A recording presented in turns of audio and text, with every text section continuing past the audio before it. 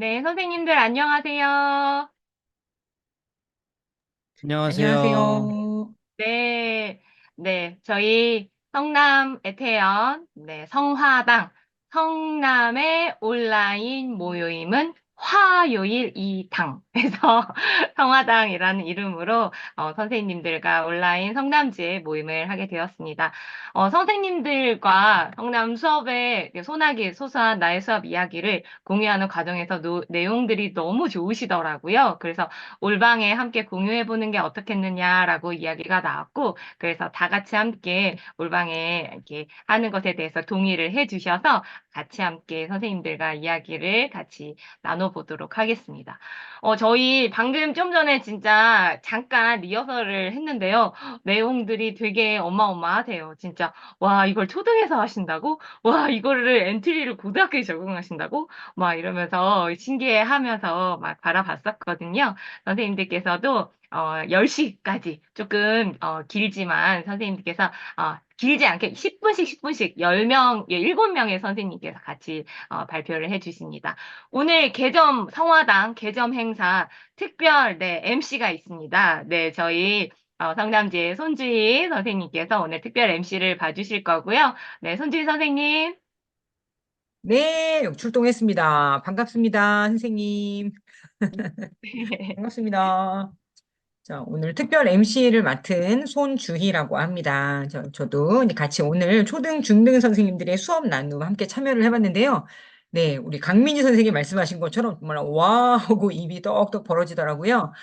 이게 인공지능 기초 소양 수업부터 각 교과의 특색에 맞는 이런 적용 수업까지 오늘 성화당 우리 개점을 또 기념해서 다양한 메뉴들이 준비되어 있으니까 오늘 마음껏 즐겨주시기 바랍니다. 자, 그러면 오늘의 발표 순서 보여드리도록 하겠습니다. 오늘 총 7분이 이 자리를 함께 하시게 될 건데요. 발표를 해주시게 될 건데, 자, 소개드립니다. 초등, 중등 선생님께서 이게 골고루 섞여 있으세요. 자, 잠깐만 기다려 주십시오. 예, 나왔습니다. 자, 일단 첫 번째, 중등 수학의 윤정민 선생님께서 엔트리를 활용한 수학 수업, 통계 수업 보여주실 거고요. 자, 두 번째로 중등 음악의 강민지 선생님께서 미디어 리터러시 수업과 연계한 광고 음악 만드는 또 과정 보여주실 겁니다. 자, 세 번째로 초등의 조영 선생님께서 생성형 AI로 창조적 활동하기라는 주제로 수업 사례 보여주실 거고요. 네 번째, 중등 과학의 김효섭 선생님께서 마찬가지 챗 GPT 생성형 AI 활용한 수업 보여주실 겁니다. 다섯 번째, 초등의 강조원 선생님이 AI 수업 시간에 첫 활동, 인공지능 소양과 관련된 수업 보여주실 거고요. 여섯 번째, 초등 권호연 선생님께서 싱커벨 워크시트 보드를 활용한 학급 운영 사례도 소개해 주실 거예요. 마지막으로 중등 영어의 송지은 선생님께서 메인은 교과서, 후식은 에듀테크라는 주제로 또 수업을 소개해 주실 겁니다. 자, 오늘 이런 순서로 진행이 될 거고요. 자, 많이 떨리실 거니까 이렇게 한 분 한 분 소개 드릴 때마다 힘찬 박수로 맞이해 주시면 고맙겠습니다. 그리고 이렇게 시간이 이렇게 많지가 않아서 7분들이 이제 10시까지 하시려면은 질문을 한 2분 정도씩 해서 매번 이렇게 발표가 끝난 다음에 받도록 하겠습니다. 자, 그러면 자, 우리 성화당 매점, 아니 매점 죄송합니다. 자, 매점 첩수원 나눔 한번 시작해 볼까요? 자, 들어가겠습니다. 자, 박수로 맞이해 와, 주세요. 네, 안녕하세요. 네, 저는 안녕하세요, 윤정민 선생님. 엔트리로 통하는 수학이라는 주제로 발표를 하게 된 위례 한빛고등학교 수학교사 윤정민입니다. 그래서 저는 크게 두 가지 주제인데요. 확률과 직선의 방정식 수업에서 엔트리를 활용한 수업 사례를 소개해 드리도록 하겠습니다. 저희가 이제 일기예보를 보다 보면 오늘 비올 확률은 50%입니다. 강수량은 뭐 20%입니다. 라는 말을 많이 듣게 되는데요. 이게 무슨 의미일까요? 시간이라는 측면에서 봤을 때는 24시간 중에 50% 동안 내린다는 의미일까? 아니면 면적으로 봤을 때 일기예보 해당 지역의 50%에만 비가 내린다는 걸까? 이 의미가 좀 궁금하죠. 근데 사실은 이게 강수량 50%가 어떤 의미냐면요. 비슷한 기후 조건을 갖는 열흘 중에서 5일 정도 비가 내렸다는 의미입니다. 그래서 일기예보에서도 확률이 활용된다는 걸 알 수 있죠. 그래서 이 확률이라는 거는 이제 과거에 거슬러 가서 좀 역사를 한번 보면 좋은데요. 저는 수학 수업을 할 때 좀 수학 사랑 접목을 시켜서 좀 인문학적인 소양도 좀 기를 겸, 또 수학도 좀 알고 보면 재밌구나라는 거를 좀 알려주고 싶어서 이런 얘기들을 좀 많이 하는 편인데요.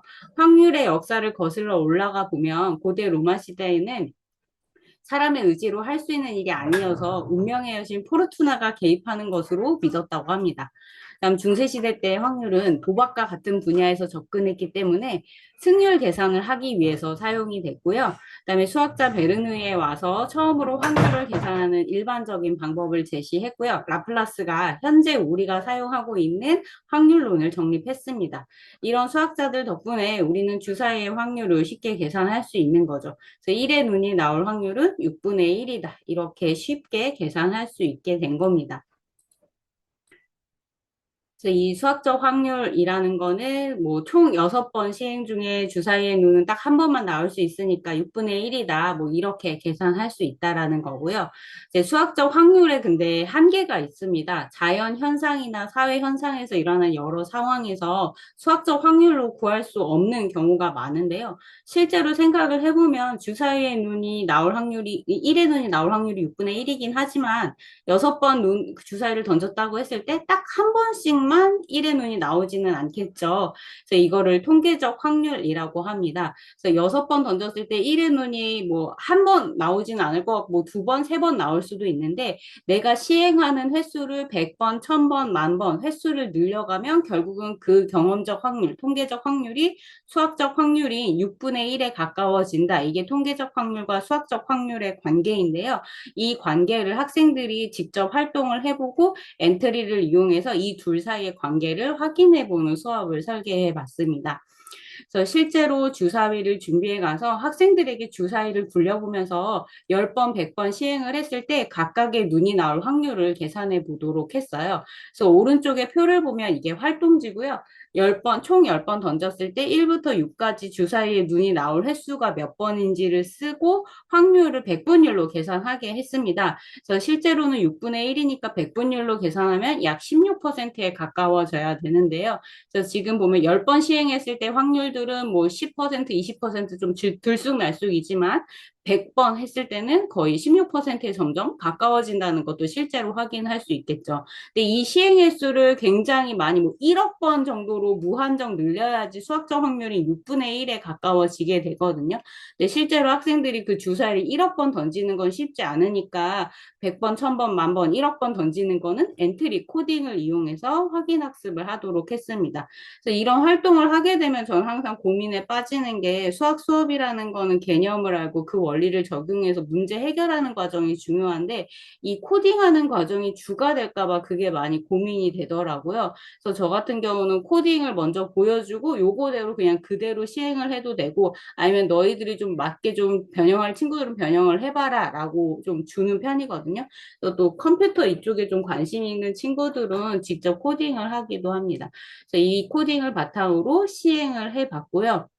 그래서 내가 원하는 횟수를 입력을 하면 이 엔트리가 주사위를 계속 던지면서 1부터 6까지 총 몇 번이 나왔고 그걸 이제 백분율로 확률을 계산해 줍니다. 그래서 이거는 10,000번 시행했을 때 결과값이고요. 10,000번 시행을 했더니 거의 다 16%에 가까워진다라는 걸 알 수 있죠.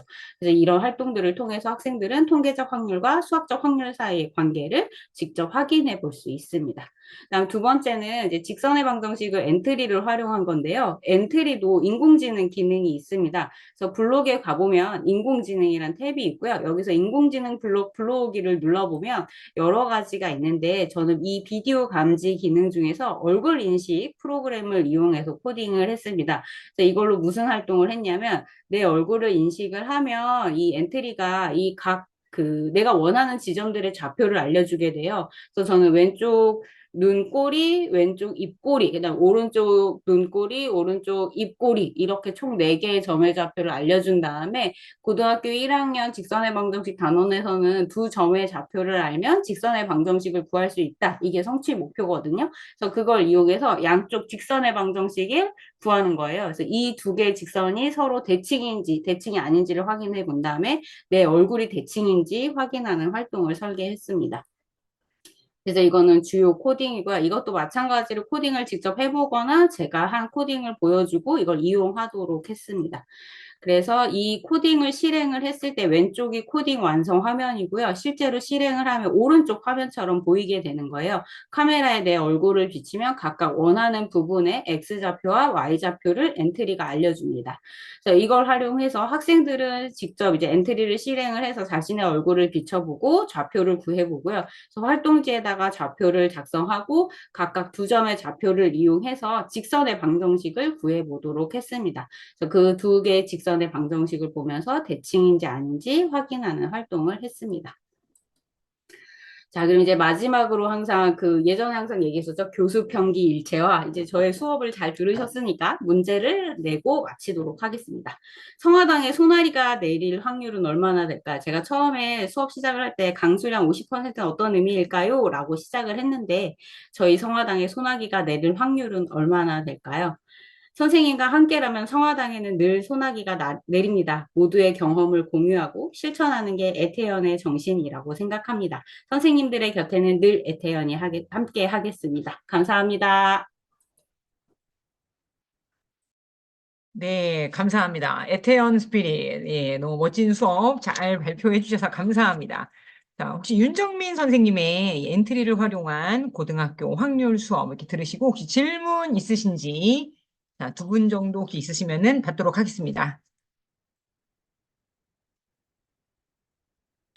예, 저는 윤정민 선생님 수업을 들으면서 이제 엔트리의 얼굴 인식 기능을 활용을 하셨는데 좀 부끄러웠습니다. 저는 작년에 저도 이제 얼굴 인식, 예, 이제 저는 좌표는 아니고 얼굴 인식을 이용해서 흡연자를 잡아내는 흡연 감지 카메라를 만들었어요.